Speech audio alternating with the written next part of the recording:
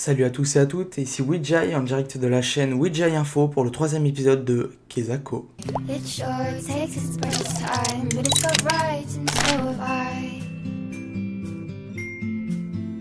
Aujourd'hui on va parler de religion, même si ça ne vous plaît pas, je vous conseille de la regarder. Bon, quand même, on va parler de Azazel.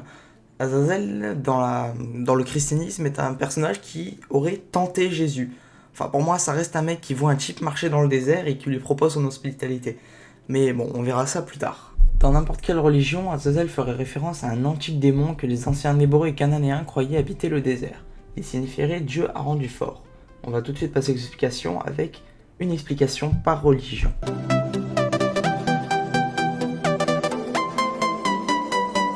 Dans le judaïsme, Azazel apparaît dans l'Ancien Testament dans la description du rituel du grand jour des expiations, le Yom Kippour. Voilà 2 citations de ce texte. Aaron prendra ses 2 boucs et les placera devant Yahvé à l'entrée de la tente de réunion. Il tirera les sorts pour les 2 boucs, attribuant un sort à Yahvé et l'autre à Azazel. Aaron offrira le bouc sur lequel est tombé le sort à Yahvé et en fera un sacrifice pour le péché. Quant au bouc sur lequel est tombé le sort à Azazel, on le placera vivant devant Yahvé pour faire sur lui le rite d'expiation, pour l'envoyer à Azazel dans le désert. Aaron lui posera les 2 mains sur la tête et confessera à sa charge toutes les fautes des enfants d'Israël, toutes leurs transgressions et tous leurs péchés. Après avoir ainsi chargé la tête du bouc, il l'enverra dans le désert, sous la conduite d'un homme qui se tiendra près, et le bouc emportera sur lui toutes les fautes en lieu aride. Cette tradition est à l'origine de l'expression bouc émissaire, qui est un habitu choisi pour endosser une responsabilité ou une faute. Azazel est identifié dans le Talmud, désolé pour la prononciation, avec une falaise de laquelle était jeté le bouc.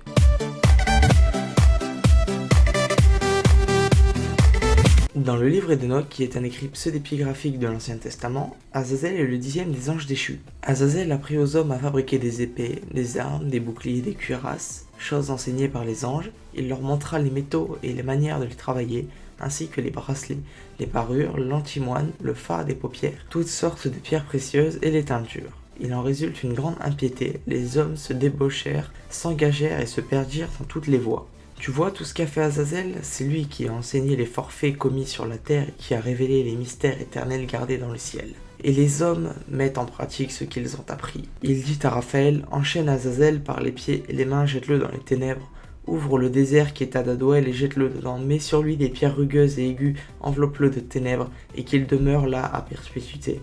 Recouvre son visage et qu'il ne voit pas la lumière. La terre entière a été dévastée par les œuvres apprises d'Azazel.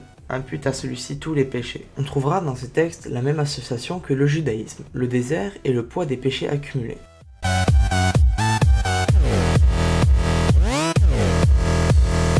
Dans l'Apocalypse d'Abraham, qui est aussi un livre pseudépigraphique, il est dit que Azazel est un oiseau impur. Il est aussi décrit comme le tentateur sous l'apparence d'un serpent qui possède des bras et des jambes semblables à un homme avec des ailes aux épaules, 6 de chaque côté.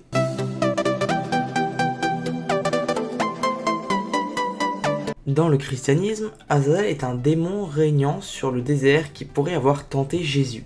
Une petite citation. Jésus, rempli du Saint-Esprit, revint du Jourdain et il fut conduit par l'Esprit dans le désert où il fut tenté par le diable pendant 4 jours.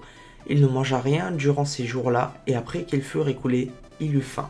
Azazel symbolise Satan et est une figure du jugement dernier par lequel le péché est enlevé à tout jamais du monde.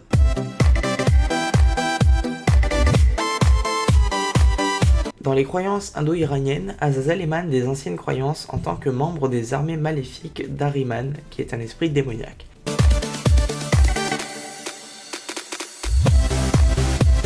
Dans la culture générale, il y a un roman nommé Azazel, écrit par Boris Akunin, aussi un recueil des nouvelles d'Isaac Asimov, et un autre roman nommé La malédiction d'Azazel, écrit par l'Égyptien Youssef Ziedan. Il y a beaucoup d'apparitions dans les films ou séries comme dans Supernatural où il est un des ennemis des frères Winchester. Dans les jeux vidéo, il est le boss final de Taken 6, un personnage jouable dans The Binding of Isaac Rebirth. Il est aussi un mutant téléporteur dans X-Men. Cet épisode de Kezako est à présent terminé, j'espère qu'il vous a plu. N'hésitez pas à vous abonner et lâcher un like. Et si vous avez des idées pour les prochains épisodes de Kezako, je les attends dans les commentaires.